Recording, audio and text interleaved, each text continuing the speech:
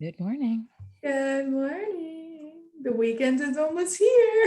Right, another weekend. I know. And actually, yes, we are in October. I That's know another it thing we feels have so to strange, celebrate. doesn't it?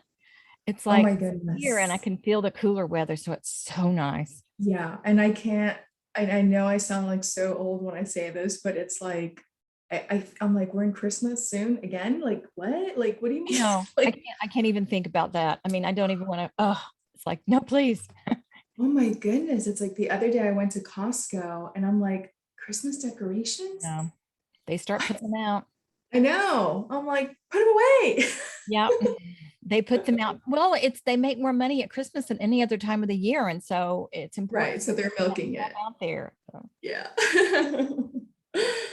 All right. Well, for today, I thought it would be really sweet. I want to dedicate this to a fellow mom, this question, because, she and I were texting each other yesterday, my sweet Dana friend.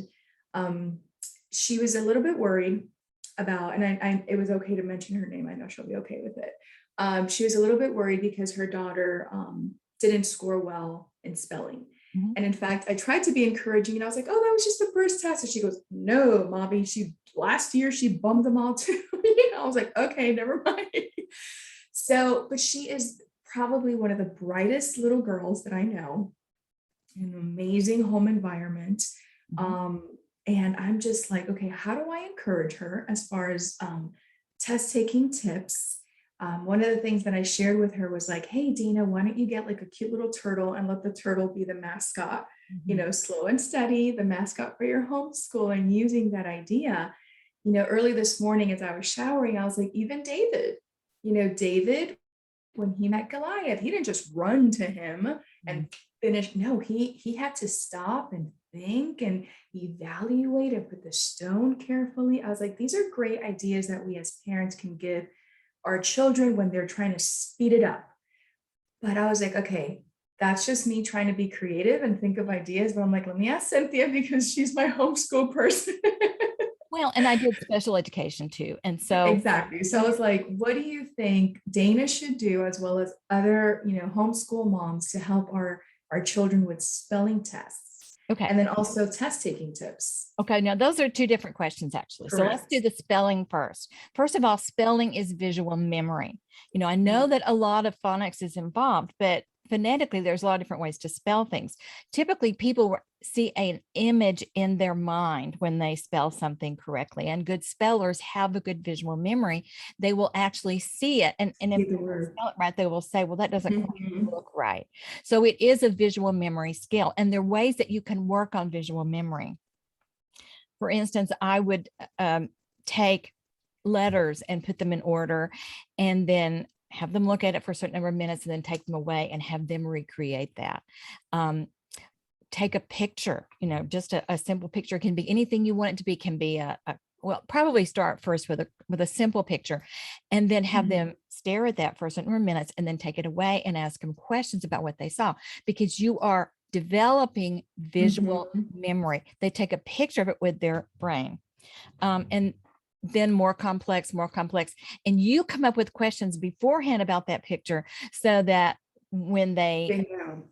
miss it, then they can go back and look and say, yeah, I didn't make a picture in my mind. So working Mhm. on visual memory is going to help spelling tremendously, because that's really all it is. Even though phonetics are involved, Correct, but it's really visual memory. it's really visual memory. And if Mhm. you give a person a chore, like, I'm going to give you 7 letters and I want you to scramble them and then put them in order, a Mhm. certain particular order, and you'll see them actually, their eyes will move to spot Right. because they're using a They're memory. using the visual So memory. work It's on. so interesting you said that because one of the activities I had them do this past Wednesday was unscrabble words. Yes. And I was able to see that the ones that have scored really well with spelling did that really quickly. Because Um, visual memory is the big key in that. And you can stimulate that. A lot of different ways to do that, a lot of different games, a lot of different activities that you can do to stimulate visual memory, and it will help. Now, you may have kids that will always be a little bit of a weakness, but you can improve in that area. yeah, one of the things I've told Rio before, and I don't know, Cynthia, if you think this is a good idea or not, But when we're practicing spelling, I say to him, buddy, close your eyes. Yes. Look at the word.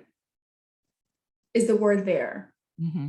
Now write it or tell me. Yes. Like, so without even knowing, I mean, because obviously, I'm learning from you. Memory. And so you know that you see it in your head.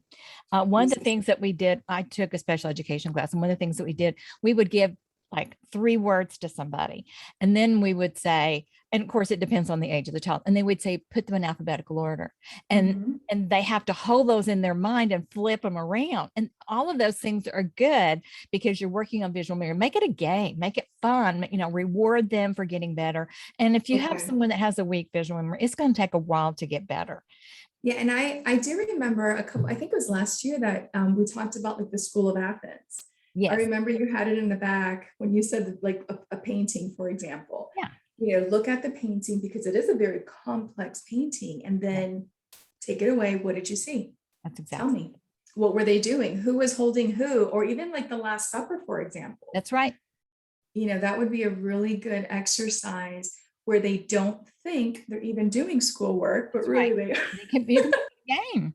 There's also visual memory games that have, we have a game that there's little cards on the board, and when you do certain things you get to turn a couple over, and then if they don't match you turn them back over, but then you know where they were, so that if you get your next turn you can turn them over and get them to match. So anything where you have cards you have to turn over, anything you have to remember where things are and what things look like, those are all going to stimulate visual memory. That's wonderful. Well, you know what? I think that we should just focus on this and allow that to sink in. And then next week, let's talk about test taking scores, because there are some things about test taking. Yeah.